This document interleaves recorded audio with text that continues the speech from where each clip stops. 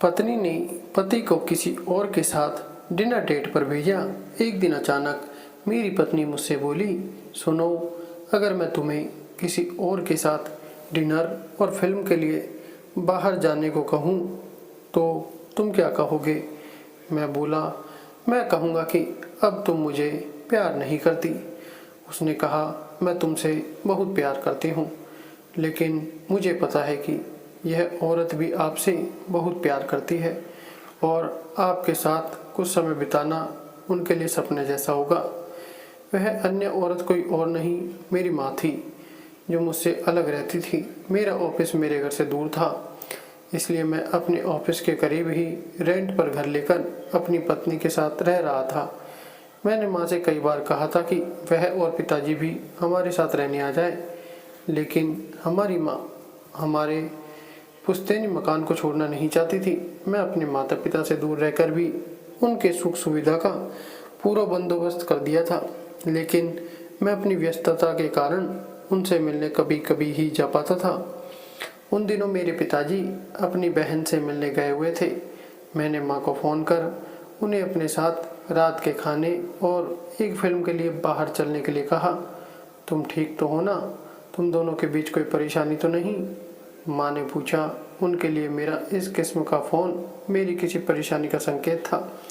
नहीं, कोई परेशान नहीं, बस मैंने सोचा था कि आपके साथ बाहर जाना एक सुखद एहसास होगा। मैंने जवाब दिया और कहा, बस हम दोनों ही चलेंगे। उन्होंने इस बारे में एक पल के लिए सोचा और फिर कहा, ठीक है। शुक्रवार की शाम को जब मैं अपने पुश्तैनी घर पर पहुंचा तो मैंने देखा कि वह भी दरवाजे पर इंतजार कर रही थी।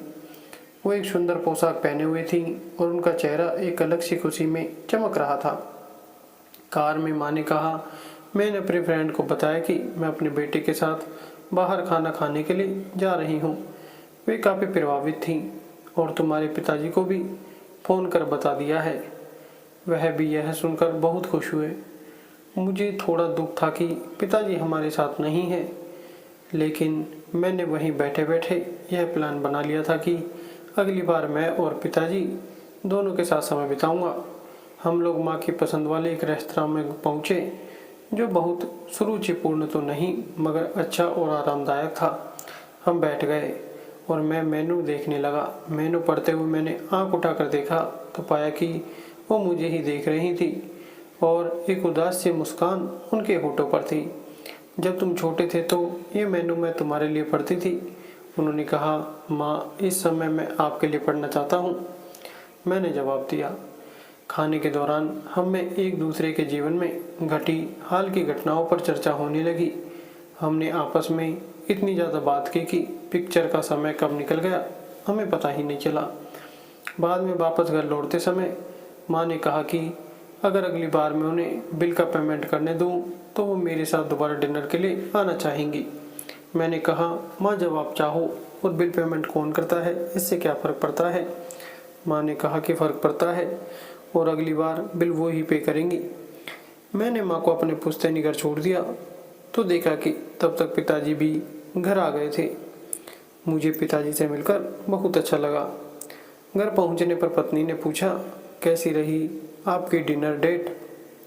बहुत बढ़िया, जैसा सोचा था उससे कहीं ज़्यादा बढ़िया, मैंने जवाब दिया।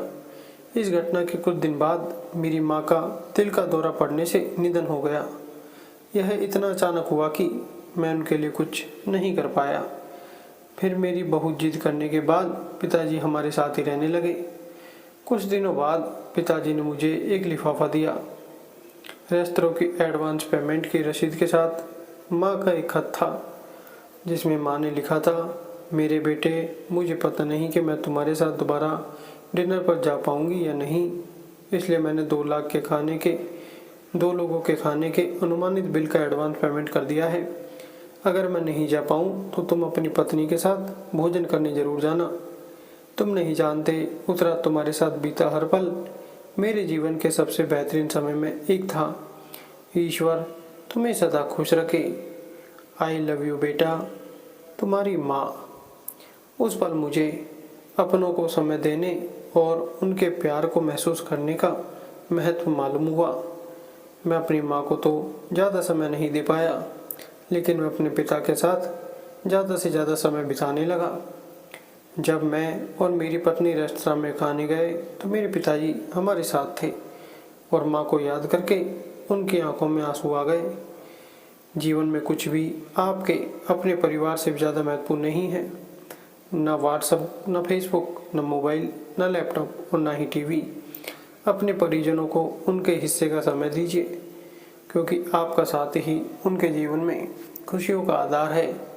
इस वीडियो को उन सब व्यक्तियों के साथ जरूर शेयर कीजिए जिनके बूढ़े माता पिता हों, जिनके छोटे बच्चे हों और जिनको प्यार करने वाला और उनका इंतज़ार कर रहा हो। क्योंकि धन तो आता जाता है, मगर अपने गए तो लौट के नहीं आते। वीडियो अच्छी लगी तो वीडियो को लाइक करें, चैनल को सब्सक्राइब जरूर करें। धन्यवाद।